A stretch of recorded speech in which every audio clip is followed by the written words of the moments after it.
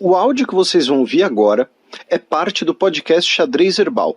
Caso vocês queiram ouvir mais sobre esse assunto e outros temas de política internacional, é só ir em xadrezherbal.com. Bem, sem mais delongas, passemos para o primeiro bloco do Giro de Notícias.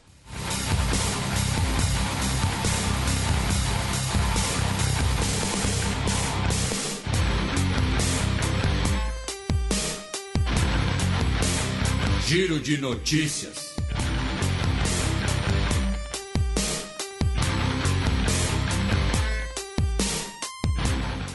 E abrindo o mês de abril, notícia da última segunda, dia 3. Índia suspende prisão de principal opositor de Modi.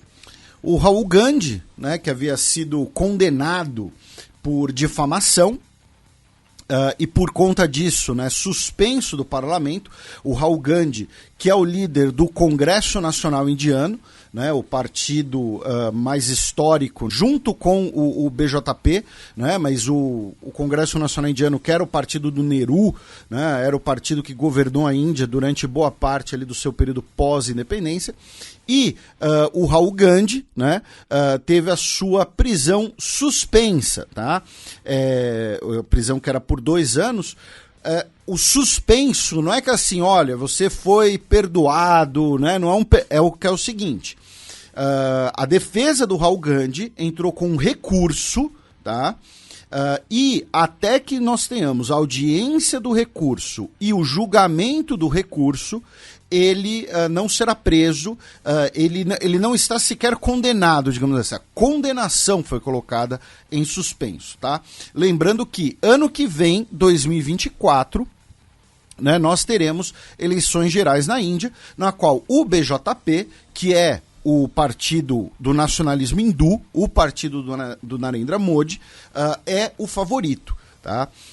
Em outras notícias indianas, meu caro Matias, 2 outras.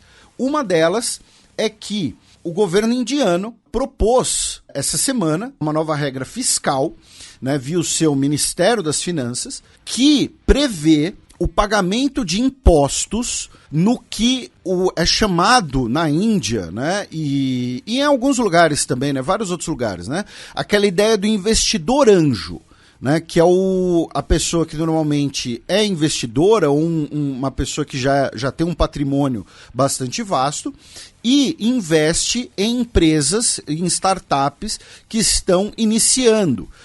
É um termo, né, que vem do mecenato, né, ali a ideia do mecenato artístico, né, mas que no mundo, né, das startups, né, especialmente, como eu disse, é um termo utilizado para pessoas que investem em empresas que estão começando, especialmente da área de tecnologia, né, em empresas que têm um grande potencial futuro.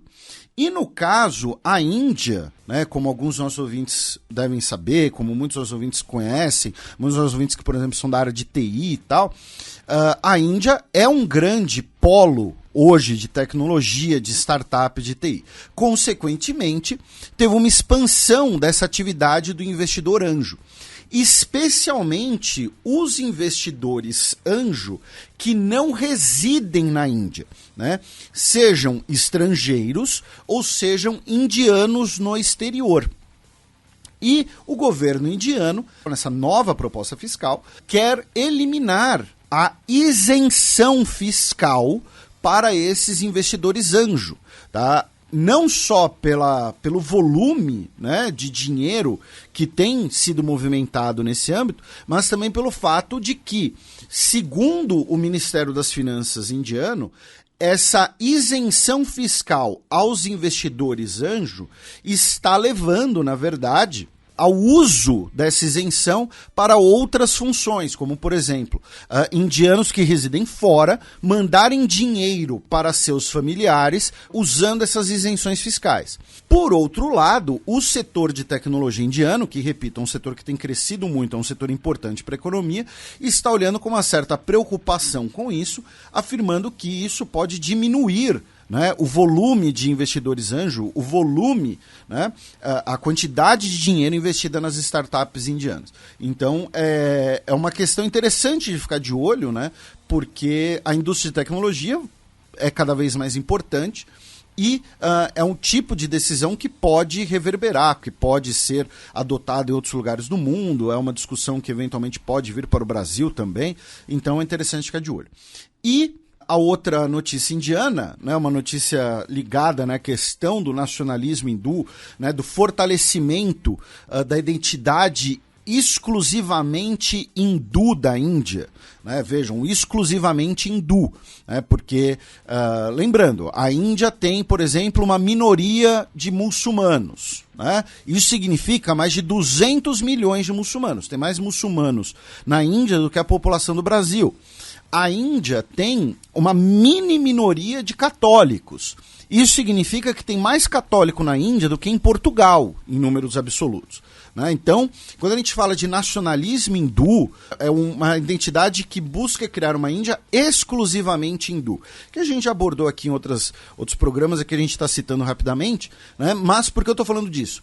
Porque essa semana a polícia indiana prendeu 5 homens que são acusados do assassinato em 2019, né, de uma mulher chamada Shanti Shaw.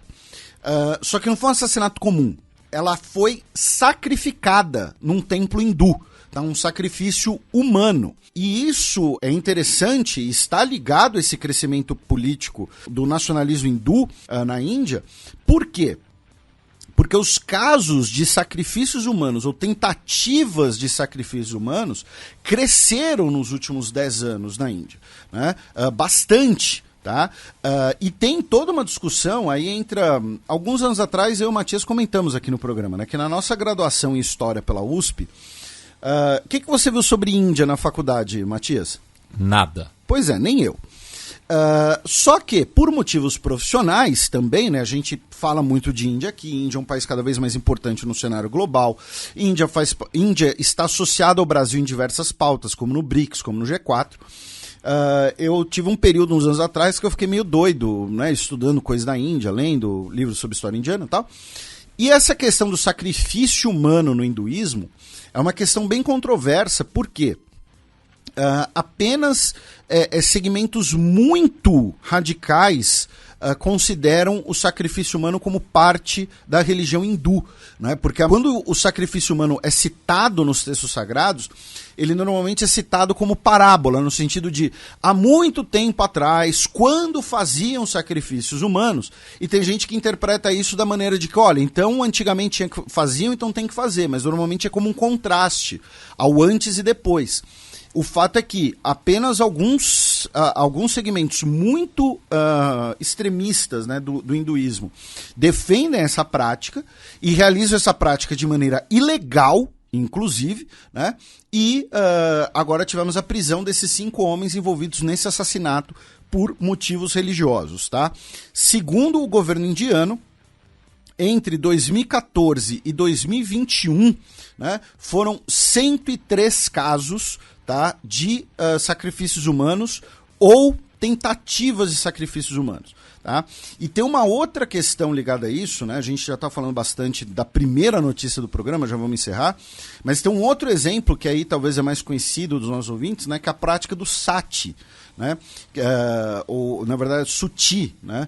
Que é quando uma mulher que torna-se viúva, ela, durante a cremação do marido, ela se imola junto. Tá? É uma prática que foi adotada em diversos momentos, em diversos períodos. Em tempos mais recentes foi combatida, foi declarada ilegal. Inclusive tem uma lei indiana de 1987, né, que não apenas proíbe, né, mas também criminaliza pessoas, né, que glorifiquem ou incentivem ou ajudem a realização desse ato. Porém, ainda tem, eventualmente, algumas notícias dessa prática. Então, a gente faz esse esclarecimento até porque, se a gente simplesmente jogar a notícia, né, de que prenderam 5 pessoas por um sacrifício humano, corre o risco dos nossos ouvintes, ou de quem achará, não, isso é inerente ao hinduísmo, então todos os hindus vão fazer isso. Então, meu Deus, o hindu é um bárbaro selvagem, o meu conhecido indiano vai querer realizar um sacrifício, e não. Tá? É importante colocar aqui esse contexto aqui, que são coisas que são inclusive combatidas pelo governo secular indiano. 3 notícias da terça-feira, dia 4 de abril. Ditador de Uganda urge a África a formar frente mundial anti-LGBT. O Museveni, né, não satisfeito ele falou isso durante a promulgação, né, da lei anti-LGBT, né, do seu país, e ele se encontrou com delegações legislativas de 22 países africanos, e ele pediu que os políticos africanos de outros países imitem, né, adotem uma lei similar à lei de Uganda, e dizendo que a África precisa combater a promoção da homossexualidade no mundo. Então, é mais um exemplo de como o governo de Uganda é um governo extremamente virulento em reprimir os direitos das pessoas, nesse momento. Né?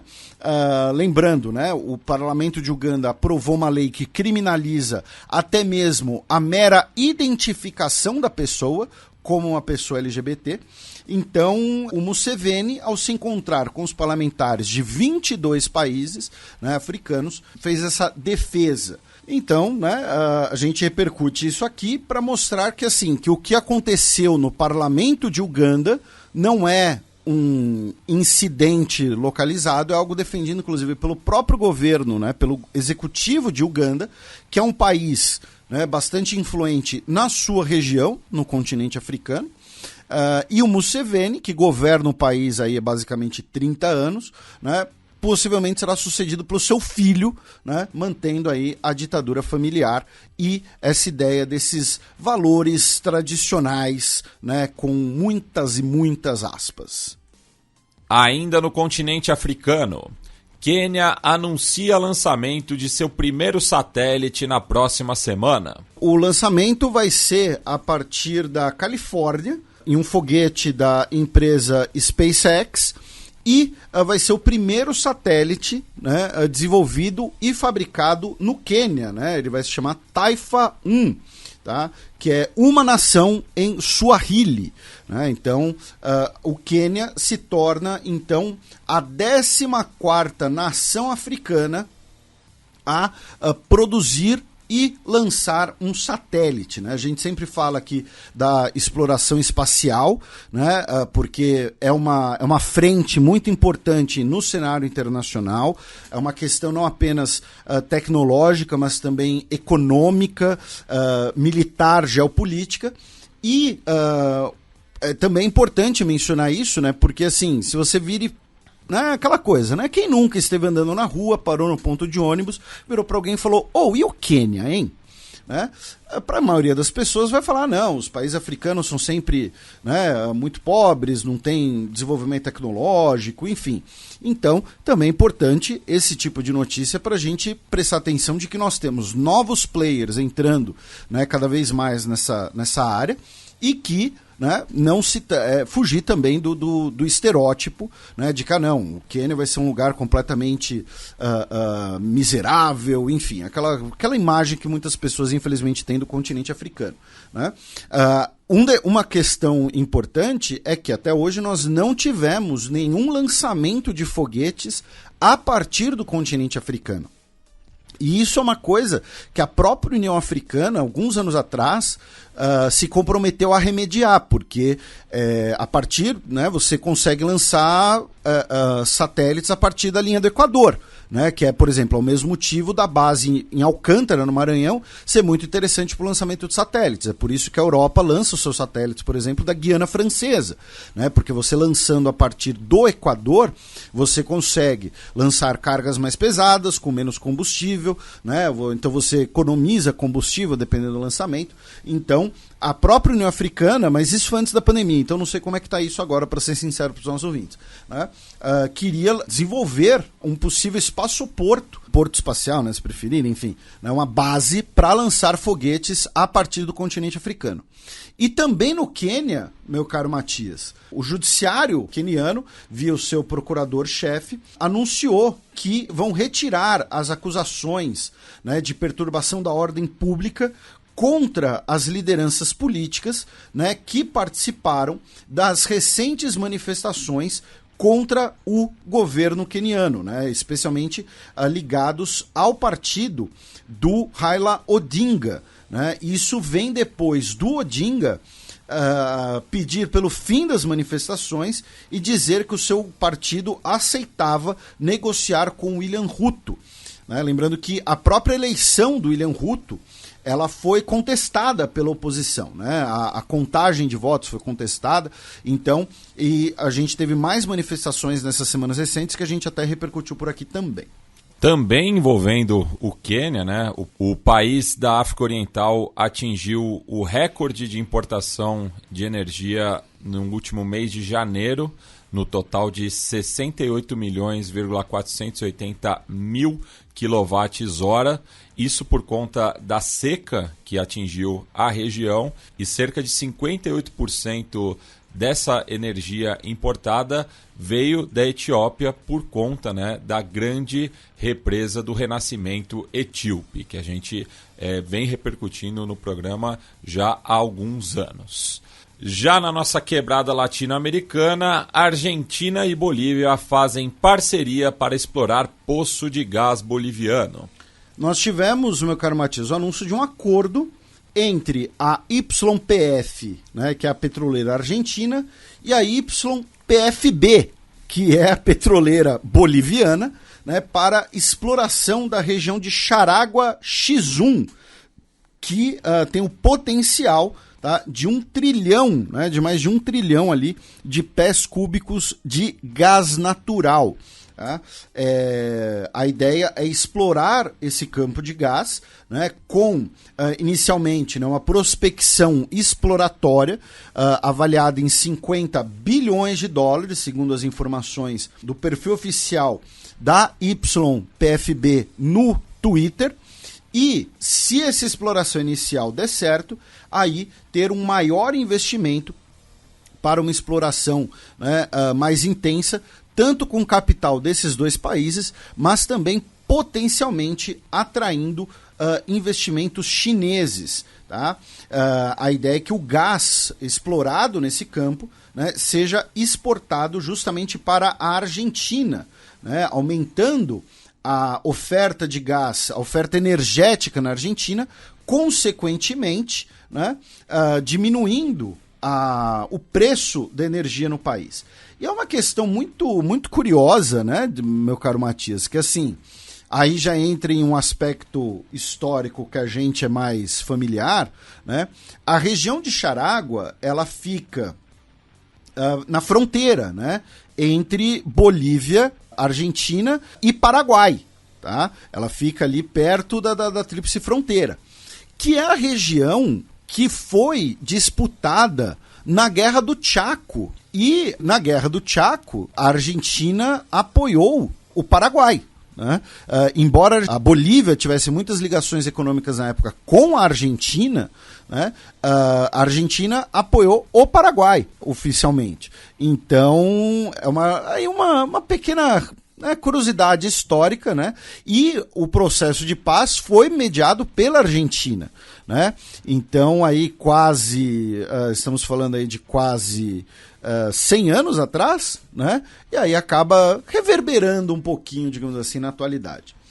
E ainda na Argentina, né, meu caro Matias, infelizmente, né, nós tivemos a morte de uma brasileira, né, em Buenos Aires, a Emily Rodrigues Santos Gomes, né, que tinha 26 anos de idade, e recomendo que leia a matéria sobre o caso da repórter Júlia Barbon, na Folha de São Paulo, já que, inicialmente, as autoridades argentinas estavam trabalhando com a hipótese do suicídio, Porém, o dono do apartamento foi detido, interrogado, já que muitas pessoas, inclusive próximas à brasileira, rejeitam, né, a hipótese dela ter tirado a própria vida. Ainda na Argentina, né, no começo da semana, o ministro de Segurança da província de Buenos Aires, o Sérgio Berni, foi agredido a golpes e pedradas por um grupo de motoristas de ônibus que estavam enfurecidos pela morte de um companheiro em um assalto durante a madrugada da última segunda-feira, né? O Sérgio Berni declarava no momento da agressão, né, que já haviam detido o autor do crime, estavam trabalhando nisso, existem 2 detidos e que o governo da província estava trabalhando na única maneira de garantir a seguridade dos choferes, né? E o crime ocorreu no partido de La Matança, no oeste da Grande Buenos Aires, e o Berni insistiu também ao governo federal do Alberto Fernandes no envio de forças da gendarmeria para garantir a segurança da província, né? O que deixa em maus lençóis tanto o governo da província quanto o governo federal, pois são da mesma coalizão, né? Já que o atual governador da província, o Axel Kicillof, também é do PJ, partido que está no governo nacional. E por conta da agressão, o ministro teve uma fratura no crânio e no malar, além de um ferimento na órbita ocular, segundo ele mesmo detalhou numa conferência de imprensa na porta do hospital. Passemos para o segundo bloco do Giro de Notícias.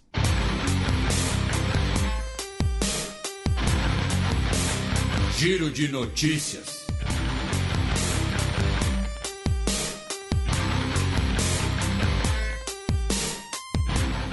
Notícia de quarta-feira, dia 5 de abril. Bronzes do Benin foram feitos de minério extraído na Alemanha, segundo o estudo.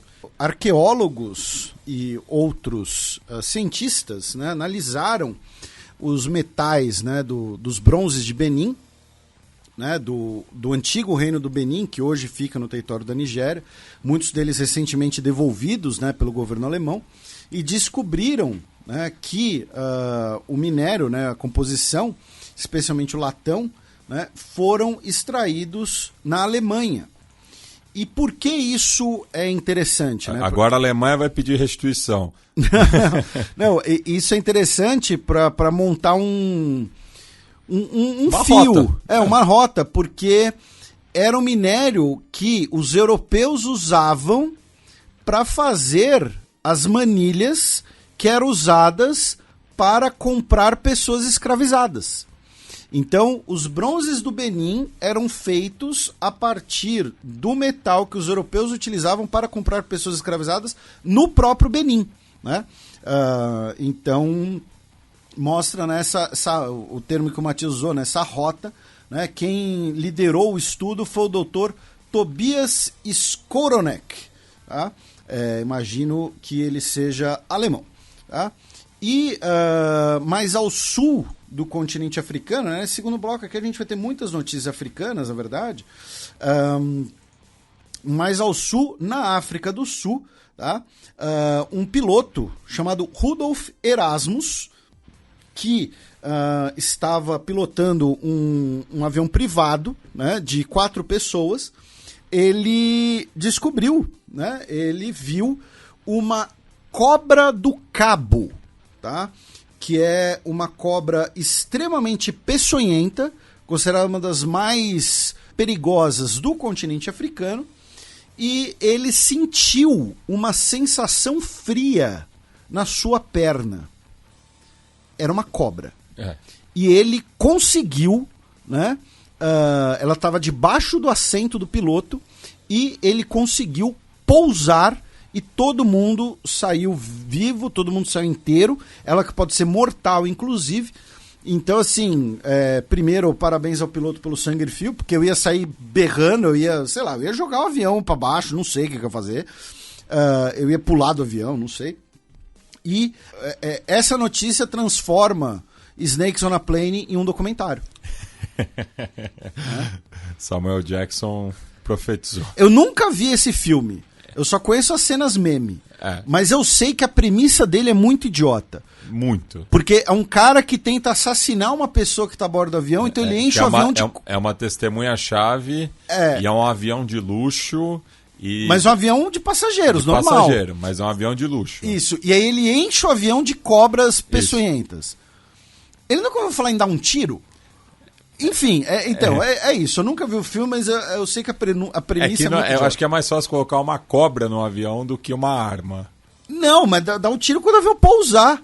Ah, não, mas aqui daí tem que ser... Tem que ter o filme, né? Tem que ter o final. Não pode criar suspeita, né? Pois é. Duas notícias de ontem, quinta-feira, dia 6 de abril. Ativistas pró-democracia do Sudão marcam data nacional com protestos. O 6 de abril, né, é uma data nacional no Sudão, porque é a data dos protestos, tanto em 1985 quanto em 2019. Né, em 2019 que nós tivemos a derrubada, né, do Omar al-Bashir, e agora o 6 de abril foi também, né, um dia de protestos no Sudão, até porque a junta militar sudanesa novamente adiou, né, o mecanismo de transição para o governo civil. E ali perto, na Etiópia, meu caro Matias, uma notícia também de ontem, dia 6, o governo do Abiy Ahmed anunciou que todas as forças armadas regionais serão integradas ao exército ou à polícia. Né? Lembrando que a Etiópia é uma federação, cujas 10 regiões têm uma autonomia regional bastante considerável, né? Incluindo não só a questão do idioma, né? Mas também as suas próprias... Não chega a ser forças armadas, né? Mas como se fosse ali uma guarda nacional, algo entre a polícia e o exército. E agora o governo Abiy Ahmed anunciou que todas elas serão incorporadas às Forças Armadas Federais. Os críticos estão dizendo que é uma maneira dele diminuir a autonomia regional e diminuir, consequentemente, a possibilidade de uma nova guerra como a Guerra do Tigray. Por outro lado, né, vamos lembrar que, assim, já diria Max Weber, né, o Estado é o monopólio do uso legítimo da força. Então você ter um Estado em que você tem, basicamente, 11 forças militares, né, uma federal e 10 locais... Né? Mas tem nos Estados Unidos tem as guardas nacionais, mas as guardas nacionais elas têm bastante restrições em relação às Forças Armadas Federais, às Forças Armadas da União. Enfim, então é uma medida aí para unificar os grupos armados etíopes. Tribunal da ONU diz que pode julgar disputa de fronteira entre Guiana e Venezuela. A CIG, né, a Corte Internacional de Justiça, ela acolheu o pedido, né, de Guiana de que a CIG julgue a divergência fronteiriça entre os dois países. Recapitulando brevemente para os nossos ouvintes, a Venezuela reivindica para si parte, né, do território de Esequiba, que é mais ou menos metade da atual Guiana. Parte dessa reivindicação vem do fato de que, né, segundo o governo venezuelano, a fronteira foi demarcada em 1898 com o Império Britânico a partir de mapas que a Venezuela acusa de serem fraudulentos. Já a Guiana afirma que a Venezuela, ao reconhecer a independência da Guiana em 1966, reconheceu as fronteiras. Tá? Existe um elemento muito importante nesse caso, que é uma região rica em petróleo. Um petróleo de extrema qualidade, inclusive um petróleo doce e leve. E nos últimos anos, né, a Guiana iniciou sua exploração de gás natural na sua costa, né, em parceria especialmente com a ExxonMobil. Então, é um território que se torna também economicamente interessante. E aí a Guiana entrou na CIG e falou: CIG, julga esse caso. A Venezuela, por sua vez, provavelmente prevendo uma eventual derrota na CIG, né, diz que, primeiro, a CIG não poderia ouvir o caso sem participação do Reino Unido. Tá? Exige que o Reino Unido faça parte do caso, afirmando que o acordo da Venezuela foi com o Reino Unido. Por que a Venezuela faz isso? Porque a Venezuela quer muito ouvir o Reino Unido. A Venezuela acha que o Reino Unido é super legal? Não. É justamente para embasar o argumento venezuelano, de que, olha, nosso tratado foi assinado com o Reino Unido, não com a Guiana. A gente não reconhece a fronteira com a Guiana. E a CIG falou, não vai ouvir Reino Unido coisa nenhuma. Nós temos autoridade para receber esse pedido da Guiana e não precisa ouvir o Reino Unido, porque são 2 países soberanos que fazem fronteira e ponto final. Tá? E a Venezuela também diz que a CIG não teria autoridade para decidir sobre essa fronteira, insistindo, né, que ele deve ser um acordo legítimo seria alcançado apenas entre os países envolvidos. A Guiana entrou na CIG em 2018, né, a gente comentou isso na época. Em 2017, se não me engano, Maduro chegou até a ameaçar o uso da força, né, para resolver essa questão, uma eventual invasão da Guiana. Né? E em 2018, a Guiana, né, que entrou na CIG para falar, CIG, resolve logo esse negócio aqui, né, para resolver essa fronteira. Também em relação à Venezuela, meu caro Matias, mais 42 pessoas foram presas, né, na operação que investiga a corrupção na PDVSA, tá? Incluindo também empresários, né, privados de fora da empresa. Abaixa o volume porque lá vem Breaking News. República Democrática do Congo condena 6 à prisão perpétua pela morte de diplomata italiano. Em 2021, né, um diplomata italiano, Luca Attanasio, o seu guarda-costas italiano, o Vittorio Iacovacci, e um motorista congolês, o Mustafa Milambo, foram mortos, né, numa tentativa de sequestro. Ele que era funcionário do Programa Mundial de Alimentos. Né? E agora a República Democrática do Congo, né, sentenciou 6 homens à prisão perpétua pela morte das 3 pessoas. Ainda não se sabe, né, a identidade dos homens que foram condenados, porém, como eles cometeram um crime contra pessoas, né, ligadas, né, há um programa da ONU dentro de território congolês, eles foram julgados por uma corte militar. Tá? Também em relação à República Democrática do Congo, nessa semana, 40 militares do Sudão do Sul chegaram à República Democrática do Congo, onde vão integrar, né, as forças de paz africanas no leste do país. Tá? Chegaram a Goma, né, na região da província do Kivu do Norte. E também na mesma província, que é uma região, né, perto ali da fronteira com Uganda, Ruanda, com Burundi também, e é uma região muito rica em minérios, né, nós tivemos um deslizamento de terra que deixou pelo menos 21 pessoas mortas. Tá? A maioria dessas mortes, inclusive, era de crianças. Tá? Então, infelizmente, né, essa notícia vinda da República Democrática do Congo.